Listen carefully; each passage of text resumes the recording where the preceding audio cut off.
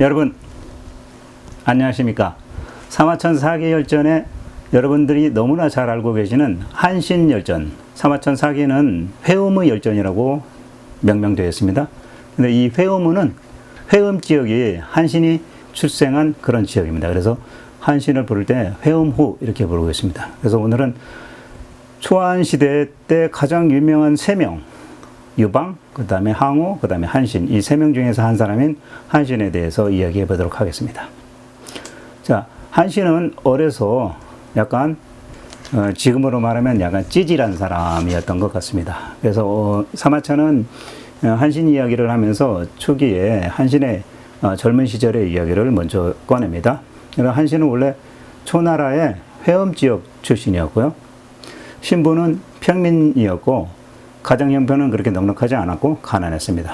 근데 이 한신은 성격이 약간 방종한 그런 성격이었나 봅니다. 그래서 능력 없이 남의 집에서 얻어먹고 사는 그런 젊은 시절을 보냈습니다. 그래서 사마천은 세 가지를 한신에 대해서 이야기하고 있습니다. 첫 번째로 한신이 여기서 책에서는 남창 지역의 정장이라는 사람의 집에서 밥을 얻어먹었다 이렇게 얘기하고 있는데요. 이 정장이라는 사람이 어찌 보면 지금으로 말하면 직책이 파출소 소장 정도 되는 사람인 것 같습니다. 그 집에서 몇 달 동안 밥을 얻어먹으면서 살았습니다. 어느 날 그 정장의 집 부인이 눈치 없이 한신이 계속 와서 밥을 얻어먹고 라니까 꼴도 보기 싫었는지 어느 날부터는 밥을 아침 새벽에 일찍 해먹고 시치미를 뚝 떼고 밥을 안 한 겁니다. 밥을 항상 얻어먹고 있던 한신이 그때 딱 그 집에 찾아와가지고는 밥을 해주지 않으니까 그때서 한신이 눈치채고 그 정장이라는 사람하고 절교를 했다 이렇게 쓰고 있습니다. 제가 볼 때 한신이 약간 얼굴이 두꺼운 편인가 봅니다. 몇 달 동안이나 밥을 얻어먹었다면 어느 정도인데 계속 얻어먹으려고 했던 모양이에요. 그래서 훗날에 이 한신이 초나라의 왕이 되고 난 다음에 그 집을 찾아가 가지고 그 정장이었던 그 사람에게 소인배라며 비난을 했습니다. 그러면서 그 보답으로 많은 양도 아니고 딱 100전을 주었다 이렇게 사마천은 뒤에 적고 있습니다. 이와 같이 사마천이 말하는 이 한신은 약간 얼굴이 두꺼웠던 사람, 그 다음에 젊은 날에 좀 게으르고 방종한 그런 성격의 사람이었던 모양입니다. 그리고 두 번째로 이번에는 한신이 빨래터에서 강가에서 낚시질을 하면서 물고기를 잡아서 이제 배를 채우려고 했던 모양인데 그 모습을 보고 있던 그 강가에 빨래하던 어느 한 안악이 한신이 상당히 불쌍해 보였는지 어느 날부터는 자기가 쌓았던 도시락을 이제 나눠서 한신에게 며칠 동안 이렇게 밥을 주었는 모양입니다. 그러고서 며칠이 지났는데 그제야 한신이 그 안악에게 밥을 나눠줘서 고맙다고 하면서 내가 언젠가는 꼭 이 은혜를 갚겠다 이렇게 한신이 그 빨래터의 안악에게 말을 하니까 이 안악이 한신 보고 하는 말이 산하 대장부가 돼가지고 자기 힘으로 살아가지도 못하고 이 가엾고 그래서 내가 지금 밥을 준 것뿐이다. 그러고 당신이 나한테 보답을 하겠다고 하는데 그 보답은 내가 바라지도 않는다. 라고 이렇게 말을 했다고 합니다. 여기서 한자로 고사성어가 걸식 표모 이렇게 이야기되고 있는 거죠. 훗날에 한신이 또 초나라 왕이 되었을 때 이 여인을 찾아갑니다. 그래서 한신은 그 빨래터에서 자기에게 밥을 나눠주었던 그 여인을 찾아와서 천금으로서 보답을 합니다. 그러니까 한신은 자기가 혜택을 받은 거, 자기가 어떤 돌봄을 받은 거에 대해서는 반드시 보답을 했고 또 자기가 서러웠던 부분은 또 복수도 했던 모양입니다. 자, 이번에는 한신 이야기 중에 세 번째 이야기입니다. 한신이 항상 등 뒤에 칼을 차고 다녔던 모양입니다. 그런데 어느 날 이 회음 지역의 시장바닥에서 건달 한 명을 만나게 됩니다. 이 건달이 여러분들 너무 잘 알고 계시는 이야기죠. 한신한테 야, 키 크고 등에 칼 차고 다니는 놈, 너 겁쟁이 녀석 아니야? 니까지 놈이 칼을 차고는 있는데 네가 만약에 죽음이 두렵지 않거든 그 칼로 나를 찌르고 네가 만약에 죽음이 두렵거든 내 가랑이 밑으로 지나가라 이렇게 말을 합니다. 한신이 이 말을 듣고 한참을 고민을 합니다. 이놈하고 싸워야 될지 아니면 이놈 말대로 가랑이 밑으로 지나가야 될지 이렇게 고민을 한참 하다가 결국 결론을 내리기를 그놈의 가랑이 밑으로 통과하기로 합니다. 이때 이 상황을 보았던 주변 사람들이 이후에 한신을 보고서 겁쟁이라고 비웃었다. 이렇게 얘기를 합니다. 이게 한자로 과하지요. 사타구니 과, 그리고 아래하, 갈지, 욕될 욕 이렇게 해서 사타구니 밑으로 굴욕적으로 지나갔다. 이런 이야기를 하죠. 보통 사람들은 이 이야기가 나오면 한신이 한순간에 치욕을 참고 훗날에 의지를 다진다. 이런 이야기로 많이 얘기되고 있죠. 훗날에 이 한신이 초나라의 왕이 된 다음에 이 이야기를 합니다. 그 당시 이야기를 스스로가 합니다. 한신은 자기가 초나라 왕이 되고 나서 회염 지역에 와서 그때 당시 자기에게 굴욕을 줬던 그 건달을 찾아냅니다. 그리고 그 건달에게 중이라는 직책을 내립니다. 이 중이는 아마 이제 군사 중에서도 그래도 이제 책임 있는 그런 군사의 어떤 장교라고 봐야 되겠죠. 그러면서 이 한신이 그 자기를 다리 밑으로 지나가라고 했던 그 사람에게 말하기를 그 자를 세워두고 이렇게 얘기합니다. 내가 이 자에게 모욕을 당할 때 사실 내가 당장이라도 이 자를 죽일 수 있었다. 하지만 그까지 건달놈 하나 당장 내가 죽이고서 내 인생을 망치느니 훗날에 나는 큰일을 이루기 위해서 그날 나는 꼭 참았다. 그리고 그때 이놈 용기를 내가 높이 사서 오늘날 내가 이 자를 중의로 임명하는 것이다. 라고 이야기를 하고 있습니다. 이 이야기는 한신열전을 쓰고 사마천이 뒤쪽에 한신이 초나라의 왕이 되었을 때 그때의 시점에 이야기를 하고 있습니다. 한신은 젊었을 때는 약간 그렇게 잘 나가지 못하던 그런 성격의 인물이라고 볼 수 있겠죠. 하지만 초안 시대의 그 어떤 정황을 쭉 읽다 보면 한신이 본격적으로 등장하는 시점은 한나라의 유방이 진나라가 멸망되고 나서 한중 땅으로 옮겨와가지고 다시 동쪽인 초나라 쪽을 향해서 한중에서 관중 땅으로 밀고 나올 때 그때쯤에서 한신이 본격적으로 등장하기 시작합니다. 그래서 처음에 이 한신은 이 진나라 말기에 초나라의 항량의 군대에 들어갑니다. 그리고 이 항량이 중간에 죽게 되니까 그 다음에 이 한신은 항우의 밑에 군사로 들어가게 되죠. 당시에 이 초나라의 항우 밑에서 한신은 낭중이라는 직책을 맡게 됩니다. 이 낭중은 장군들의 그 무기를 들고 쫓아다니면서 무기를 나르는 그런 쉽게 얘기하면 장군들의 똘마니 역할 정도라고 볼 수 있겠습니다. 그 당시 한신은 항우를 근접해서 많이 만날 수 있는 그런 기회도 많이 있었던 모양입니다. 그때마다 기회가 될 때마다 한신은 항우에게 자기의 어떤 전쟁에 대한 계책을 좀 올려봤지만 항우는 사실 초나라의 명문 가문의 출신이고 한신은 일반 평민의 출신이다 보니까 그 갭이 너무 많았는지 항우는 한신을 쳐다도 안 보는 그런 상황이 되는 거죠. 그래서 한신은 항우와 유방이 진나라를 멸망시켰을 때 진나라가 망하고 유방이 이제 파촉 한중 지역으로 오지의 땅으로 이제 가면서 그때 항우 군대로 빠져나와가지고 유방의 군대로 이제 옮겨가게 됩니다. 당시에 한신은 항우 밑에서 자기가 간택받지도 못했고 특별한 역할도 하지 못했기 때문에 이참에 유방에게 가기로 결심했던 것 같습니다.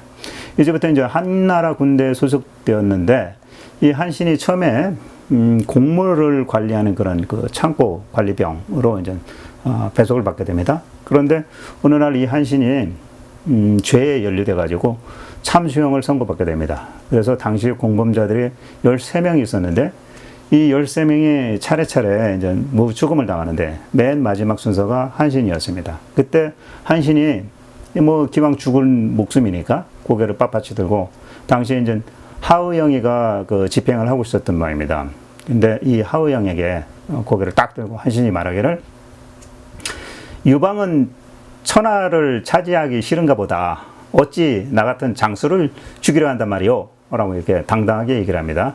그러자 이 말을 들은 하의영이 한신의 용기가 기특하다고 생각했는지 목숨을 일단 살려주고 그와 같은 사건 이야기를 유방에게 이야기를 했더니 유방은 그럼 그 용기 있다는 그놈 한신을 치속도의, 그러니까 치속도의라는 직책은 말의 먹이를 관리하는 그런 식량이나 이제 말의 먹이를 관리하는 그런 병과였나 봅니다. 치속도의로 이제 청구했을 뿐 또 유방이 그렇다고 해가지고 한신을 당장 이렇게 비범하게 보지는 않았었습니다. 자, 이때 유방의 신하들 중에서 물자 조달이라든지 살림살이를 맡은 사람이죠. 소아가 당시에 이제 한신과 가까이 지내면서 그 한신의 어떤 능력이라든지 비범함 이런 것들을 좀 알아보았는 모양입니다. 이때가 유방이 오지인 남정으로 들어가서, 이 남정이라는 것은 이제 한중 땅을 말하는 거죠. 남정으로 들어가 가지고 있는데, 이 남정이라는 땅이 사실 척박하고 완전 오지인 거죠. 그래서 당시에 대부분 유방의 군사들은 이쪽 동쪽이었던 초나라 지역 사람들이 대다수였는데, 이 너무나 한지로 가다 보니까 고향 생각도 나고 뭐 그래가지고 유방의 군사들이 많이 도망을 가기 시작했습니다. 그래서 한신도 사실 유방에게 자기가 잘 쓰여질 줄 알고 유방의 군대를 따라왔는데, 뭐 말 곡식이나 챙기고 뭐 이런 일을 시키고 그러니까 이 시점에 내가 여기서도 별 볼 일이 없겠구나 싶어가지고 또 도망을 가게 됩니다. 자, 이렇게 한신이 유방의 군대에 들어왔다가 다시 한번 도망을 가게 되니까, 이때 이 한신이 도망갔다라는 소리를 들은 소아가 한신을 당장 추격해 찾으러 나섭니다. 그런데 누군가 유방에게, 또 이 당시 군사들이 많이 도망가니까 유방에게 소아마저 도망갔습니다, 이렇게 얘기를 해요. 그러니까 이 말은 그 한나라 군사들한테는 상당히 사기 쳐야 되는 그러한 말이 되겠죠. 그러니까 유방은 이 이야기를 듣고 자기의 오른팔인 소아마저도 도망가나 싶어서 이제 화가 잔뜩 났습니다. 그래가지고 이제 소아에 대한 실망을 상당히 갖고 있었던 거죠, 유방이. 그런데 한참 뒤에 소아는 한신을 찾아가지고 다시 한신을 데리고 돌아옵니다. 이때 유방은 소아를 보고 먼저 야 소아 너 왜 도망가냐 라면서 승기를 벌어냅니다.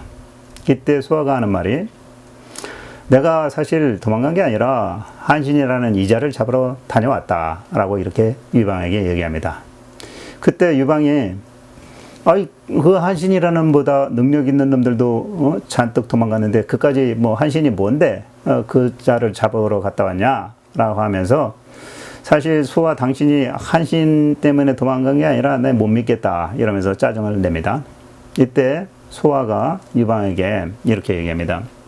유방이시여, 한중 땅에 만족하려고 합니까? 라고 이렇게 묻습니다. 그러니까 유방이, 아니 내가 왜 한중 땅, 난 반드시 다시 저쪽 동쪽으로 나갈 거다 이렇게 얘기합니다. 이때 소아가 유방에게, 그렇다면 반드시 내가 다시 데려온 이 한신을 등용을 시켜야 한다.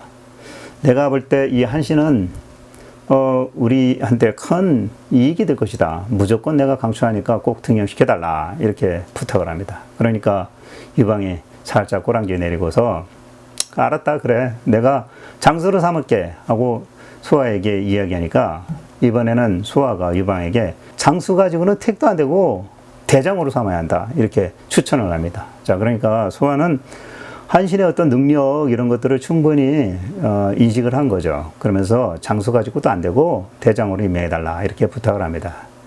그러면서 또 한 가지, 유방이 좀 대충 하는 그런 스타일이잖아요. 그러면서 대장으로 임명할게 하고 딱 뭐 그냥 말로만 하는 것 같으니까 소아가 대장으로 임명할 때 그냥 장난하듯이, 그래 성의 없이 그렇게 임명하지 말고 격식과 예를 차려가지고 임명을 해야 된다 이렇게 또 설득을 시킵니다. 그러니까 유방이 이번에 그래 알았다 그러면 내가 대장으로 한 사람을 거하게 이렇게 임명을 할 테니까 준비를 해라 이렇게 공표를 합니다. 이때 유방 밑에 많은 그 공신들이 있었죠. 예를 들면 뭐 번개라든지 조참, 하우영 뭐 이런 장군들이 많이 있잖아요.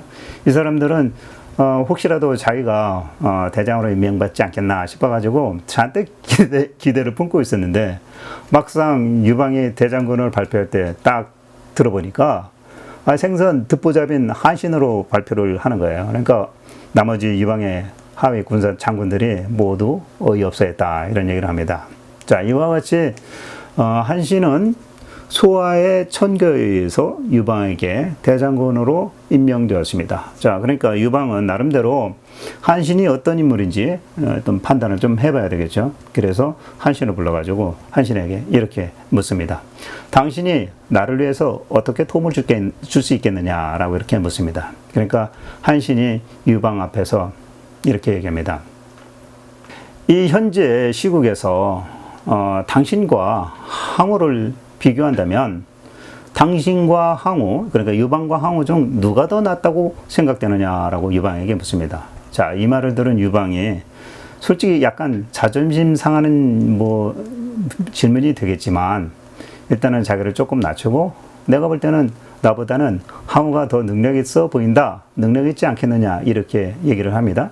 그러니까 이 말을 딱 받아서 한신이 맞는 얘기예요. 당신보다는 항우가 더 능력 있다 라고 운을 띄웁니다. 자, 이 말에서, 이 대화에서 우리는 한신의 어떤 그 당돌함 이런 것들을 예측할 수 있는 거죠. 그러면서 이제 한신이 또 쭉 이야기를 합니다. 일단 한신은 먼저 항우의 못난 점부터 말을 합니다. 이 한신이 말하는 이 항우를 평가하는 내용들은 우리 같이 이제 후대 사람들이 항우에 대해서 많은 이야기를 하고 있는데 사실은 한신이 정확하게 항우에 대한 그 평가를 하고 있는 겁니다.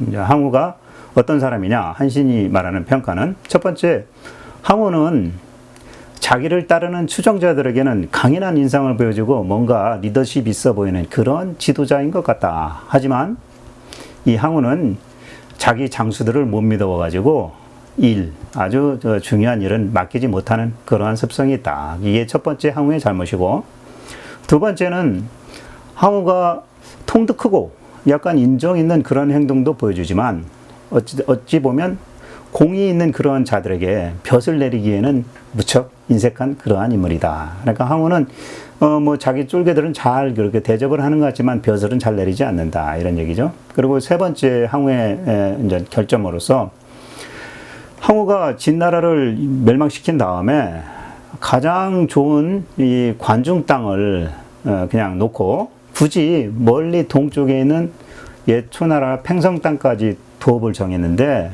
이거는 변방이기 때문에 좀 잘못한 것 같다. 항우가 잘못한 것 같다. 이런 평가를 내립니다. 그리고 또 네 번째로 항우가 잘못한 일에 대해서 평가를 내릴 때 초나라의 그 가왕, 어떻게 보면 이제 초나라의 왕이지만 의제가 유방하고 항우에게 진나라가 한참 멸망시켜 나갈 때 한국관에 먼저 들어가는 사람에게 왕의 자리를 주겠다. 이렇게 초나라의 의제가 약속을 했는데 사실 한국관에 먼저 들어오기는 유방이 먼저 들어왔죠. 하지만 이 항우가 그 약속을 깨버리고 먼저 들어가는 사람에게 왕자리를 준다고 했는데 그 왕자리를 약속을 깨버린 게 항우다. 어찌 보면 왕이 되는 거는 유방이 돼서야죠. 근데 이 진나라를 멸망시킨 또 항우는 거꾸로 나머지 이 땅들을 제후들에게 이제 봉업을 나눌 때 이 공적이 큰 그러한 그 사람에게 더 좋은 땅을 주는 게 아니라 항우하고 얼마나 친하냐, 알친하냐, 이런 걸 기준으로 해가지고 제후들을 땅을 봉해줬다. 그래서 항우는 약간 공정하지 못한 그런 보상을 내리는 사람이다. 이렇게 이야기를 합니다. 그리고 한신이 이제 다섯 번째로 또 항우의 잘못이 뭐라고 얘기하냐면, 팽성에 있었던 초나라 의제를 변방으로 쫓아내버리고, 자기가 그 좋은 땅인 팽성을 차지했다. 이 왕을 내쫓았다. 이런 얘기죠. 그 다음에 이제 여섯 번째로 항우가 잘못한 일은 전투에서 항우 같은 경우는 승리를 하고 난 다음에 자기가 승리한 그 점령 지역을 무자비하게 초토화시켰다. 그래서 예를 들면 신안 지역에서는 항우가 20만 명의 진나라 군사를 생매장시키는 이런 일도 있었고, 이렇게 무자비한 그 일을 자꾸 벌리니까 그 지역의 많은 그 민간인들이 항우가 무서워서 따르는 척만 했지 항우한테 인심은 주지 않았다. 그러니까 항우는 결국 이 점령 지역의 그 사람들로부터 마음을 얻지 못했다. 이런 이야기를 합니다. 자, 이와 같이 이 6가지 항우의 잘못을 쭉 한신이 얘기하면서 동쪽으로 당신이 나가고자 한다면, 유방인 보고 하는 얘기입니다. 동쪽으로 당신이 나가고자 한다면 이러한 항우의 모습을 보고 당신이 어떻게 해야 되겠는지는 잘 아시겠지요? 라고 유방에게 한 수 가르쳐 줍니다. 이와 같이 한신이 유방에게 쭉 이야기를 하면서 마지막으로, 만약에 유방 당신께서 이러한 마음 자세를 잘 갖춰서 삼진, 여기서 삼진이라는 것은 이 한중 땅에서 중국의 그 관중 지역, 그러니까 지금 유방이 있는 한중 땅에서 관중 지역으로 나가면은 삼진이라는 땅이 맞닥뜨려집니다. 이 첫 번째로 만나게 되는 그런 땅이죠. 이러한 삼진으로 나가기 위해서는 잘만 하면 누워 떡 먹기다. 왜냐? 마침 삼진의 이 왕들이 지난번 그 진나라의 장수였던 옹땅에는 장안 장군이 이제 항우가 나중에 옹땅에 그 왕으로 임명합니다. 그리고 또 하나의 진나라 장수였던 사마은, 그 다음에 동해, 이 사람들을 각각 이 삼진의 땅에 왕으로 이제 맡겼기 때문에 사실 그 삼진 지역의 사람들은 이 왕들이 자기의 아들들을 데리고서 군사로서 나갔잖아요. 이제 봉기를 진압시키러 나갔는데 사실 장군들은 다 살아남았고 그 밑에 진나라 병사들은 이 반란군들에 의해서, 그러니까 반란군이라면 이제 항우나 봉기군들이죠. 항우나 유방의 이제 군사들이죠. 이런 사람들에 의해서 죽어나갔다. 그리고 항우 같은 경우에는 신안 지역에서 진나라 군사 20만 명을 갖다가 생매장 시킬 정도였는데 그때 그 죽은 아들들이 누구였냐면 삼진 지역에 살고 있는 백성들의 아들들이었다. 그런데 그러한 자기의 군사들은 다 죽어나가는데 아까 얘기한 그 세 명은 사마흔, 그 다음에 장안, 그 다음에 동해, 이 장군들은 항우편에 서가지고 나중에 다시 삼진의 땅에 왕이 되었으니 인심을 잃었을 거 아니냐. 그러니 이 삼진 땅에 유방 당신께서 나가면 그 땅들은 쉽게 당신 편에 들 것이다. 그 지역의 백성들은 당신 편에 들 것이다. 그러니까 삼진을 점령하는 것은 그렇게 문제가 되지 않는다. 이러한 이야기를 한신이 유방에게 합니다.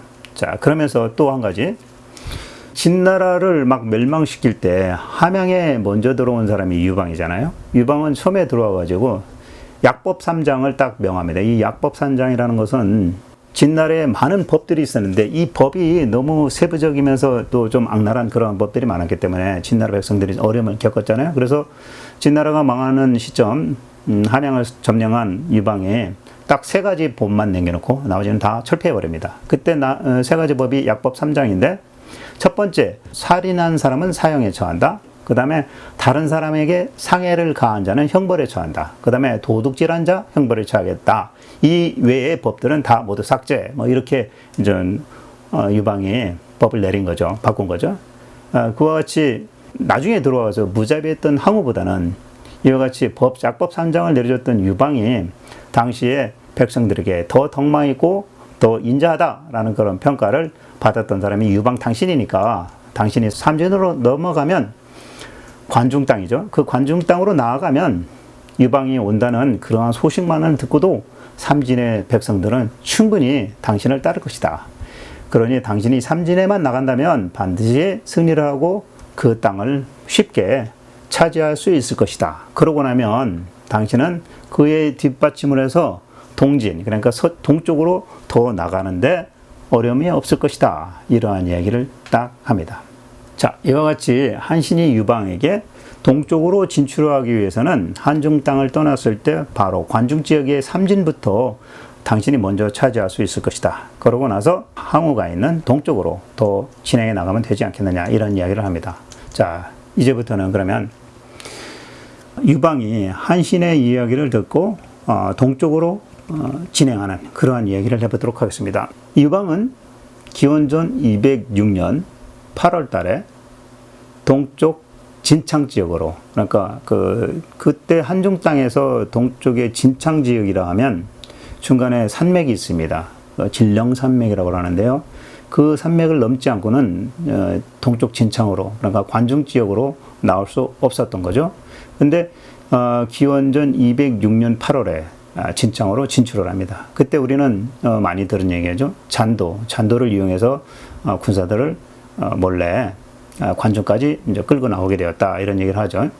그래서 이제 그 당시 뭐 잔도를 뭐 들어갈 때는 부셨고 또 나올 때는 다른 길로 이렇게 또 구축을 해서 나왔다 이런 얘기를 합니다. 자, 그렇게 해서 8월 달에 그 동쪽 진창까지 나오고, 진창이라는 지역은 그러니까 예전 진나라의 함양 수도에서 가까운 지역입니다. 그래서 그 이후에 불과 기원전 205년 4월에 동쪽에 있는 초나라 팽성까지 약 8개월 만에 도착을 하게 되는데요.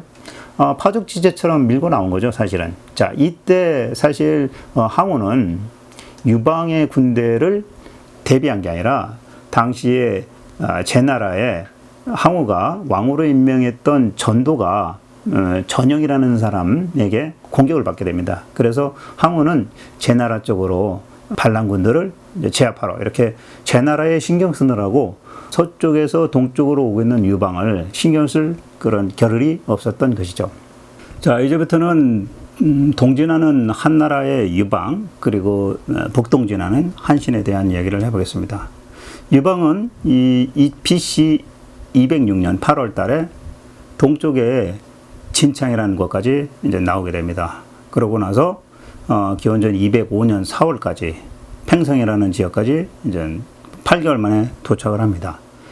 이때 그 상황을 살펴보면 옛날 위나라 그리고 한나라 지역은 모두 유방에게 바로 항복을 하고, 또 그 시점에 항우는 자기가 봉했던 제나라의 왕 전도가 전영이라는 자에게 이제 물리쳐집니다. 그러니까 제나라의 정벌에 항우가 나서게 된 거죠. 그러니까 항우는 유방을 신경 쓸 틈이 없었고 오히려 이제 제나라 쪽으로 정벌을 나간 겁니다. 이때 또 유방은 위나라의 그 위표와 연합을 하고, 또 조나라에서는 진여와 조월, 그리고 제나라에서 이 전여까지 모두 다 한나라 유방 군대와 연합을 해서 팽성까지 진출하는데 순탄한 진출을 하게 된 거죠. 그래서 팽성까지 동진을 했지만 항우는 당시에 팽성까지 함락되게 되니까 제나라에서 항우의 병력, 정예 병력 3만을 모아가지고 팽성에 급습을 해서 이제 유방이 60만 정도에 되는 군사를 가지고 있었음에도 불구하고 이 항우의 3만의 군대에 태패를 하고 혼비백산해가지고 다시 서쪽인 평양까지 밀려나게 되는 상황이 벌어진 거죠. 이렇게 또 유방이 동진을 하고 난 다음에 열세로서 다시 밀리게 되자, 당시 예전 그 삼진의 왕이었던 항복했던 세왕이라는 사마원과 적왕이라는 동해는 유방에게서 도망을 가서 항우의 편에 들어가 버립니다. 그리고 이같이 팽성에서 진 유방이 형양까지 밀려나게 되니까 함께 연합을 했던 위표도 자기 어머니가 아프다는 핑계를 들고 고향으로 돌아간 다음에 한나라 유방에게 반기를 들어버리는 거죠. 배반을 해버리는 겁니다. 또 역시 함께 했던 이 제나라 또 조나라 이 모두가 유방 편에 있다가 이번에는 초나라의 항우 편으로 다 돌아가게 됩니다. 이런 식으로 당시에 팽성까지 왔다가 물러나게 된 유방은 상당히 이제부터 고전하게 되는 그런 상황이 된 거죠. 함께 했던 그 연합군들이 전부 다 다시 항우 편에 들어가 버리게 된 것입니다. 자, 이후에 형양까지 물러난 이후에 해하에서 초나라의 항우를 섬멸시킬 때까지 한나라의 이 유방은 형양 땅을 중심으로 해서 밀고 밀리는 이와 같은 전투를 약 3년간 지속하게 됩니다. 자, 이 시점에 유방은 관중 땅에 남아있는 어떤 관중이라 하면 옛날에 함양 쪽입니다. 그러니까 진나라의 수도가 있었던 그쪽이죠. 그 관중 땅에 남아서 뒷발을 해주게 되는 소아에게 군량 및 군대를 이제 조달받고, 또 유방은 유표 이후에 팽월을 갖다가 유표가 이제 배반하고 난 다음에 팽월을 위나라의 왕으로 임명을 해서 또 팽월의 도움을 받게 됩니다. 자, 이 팽월은 당시에 유방의 이제 뒤를 보조해 주는데요. 역시 어떻게 하냐면 항우의 보급로를 끊는다든지 이런 역할들을 많이 하게 됩니다. 그리고 또 한편으로는 유방은 항우편에 있었던 경포를 유방편으로 이렇게 끌어들여 가지고 경포를 통해서 또 이제 조력을 받게 되는 그런 상황에서 해화 전투까지 끌어가게 되는 거죠. 그리고 또 한신한테는 배반했던 저 위나라의 왕이었던 위표를 잡아오라고 이렇게 명령을 내립니다. 자, 여러분들 제가 지난번 영상에 위표열전, 팽월열전, 그 다음에 경포열전 모두 올려드렸습니다. 자, 위표열전, 그 팽월열전, 그 다음에 경포열전, 장이 뭐 진여열전 이런 걸 보면 이 한신열전과 이제 연계돼서 그 시점에 어떤 상황에 있는지는 충분히 이해되시리라고 믿습니다. 이후에 한신은 유방의 명을 받고 북쪽으로 이제 진출을 하기 시작하는데요. 첫 번째로는 위나라의 위표를 섬멸하고 그 다음에 위나라 위에 조나라의 옆에 있는 대나라도 흡수하게 되고 또 조나라 그러니까 진여 장이와 이제 철천지 원소가 됐던 진여가 있는 조나라 조나라의 왕은 당시 뭐 조월이었습니다만 이 조나라도 이제 멸망시켜 버리는 이런 일을 벌이죠.